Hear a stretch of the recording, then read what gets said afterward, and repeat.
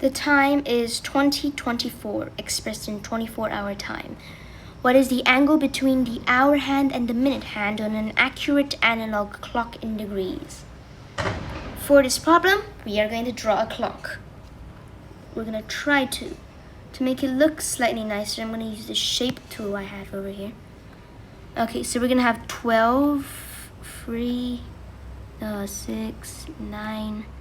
I'm going to try and do this very well, okay? So I think this is good enough for our purposes today. So this is the clock. This is the center of the circle. Hopefully it's roughly the center. And now it's 2024, or in other words, 8:24 p.m. Well, just call it 8:24 because it's a 12-hour analog clock. So it's 8. Well, yeah. And then it's after 8, so it's the hour hand's going to be somewhere here. But that's not important yet. Okay, that's just for reference. We are going to split the clock up. And we're going to do so by the numbers. So I'm going to just do that. Now we've split it up into 12 sections. You can count that. I shall not now because it is 12. There's 12 hours. Each of them has a 30-degree gap. So that's 30 degrees, that's 30 degrees, and so on. Why? Because since there's 12 gaps and a circle, well, a full round is 360 degrees, that divided by 12 is equal to 30 degrees. Now, we can observe that our hour hand, now I'm just going to erase some stuff over here. Our hour hand is going to be somewhere here, as I said. And since it's going to be somewhere there, let me just draw that real quick. We can just kind of like know where it is from the minutes. That's 8, okay? So this red line is 8. Exactly, right? And that is 12. How many sections are we on? Now, let me just explain this slightly more clearly. We're going to use this as a reference point and call it 0 degrees. This is going to be 30, and this is going to be 60, and so on down the line.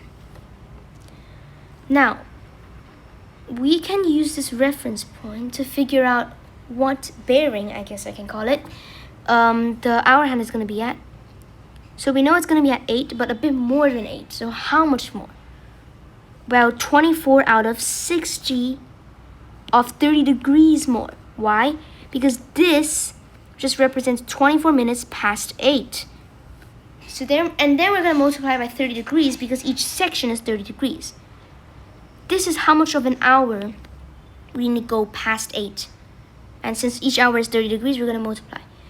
Calculating this, well, you don't really have to. It's just simplify 2/5 times 30 degrees. We get 12 degrees. So if we go 12 extra degrees. After going 12 extra degrees, our bearing is as follows. 1, 2, 3, 4, 5, 6, 7, 8 times 30 degrees plus 12 degrees is 252 degrees. That is our bearing for our hour hand. So our hour hand is going to be in red here. So that's 252 degree bearing. Now we have to work out the bearing of the minute hand, right? So for the minute hand, it's actually pretty easy. 8:24, 24 out of 60.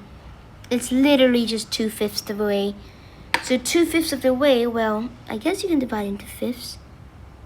Oh, it's a bit hard to, but it's fine. There's 60 minutes, right? We just gotta go unto 25 and then backtrack 1 minute. And 1 minute is 1/60th of the whole round. And if we multiply it by the degrees, you get 6 degrees per minute. So then 25 minutes is just 5 of those gaps, which is 30. So 5 times 30 degrees is equal to 150 degrees. Then 150 degrees, you backtrack 6 degrees, and that is equal to 144 degrees. Take the difference between 252 and 144, and you get 108 degrees. And that is our answer, 108 degrees.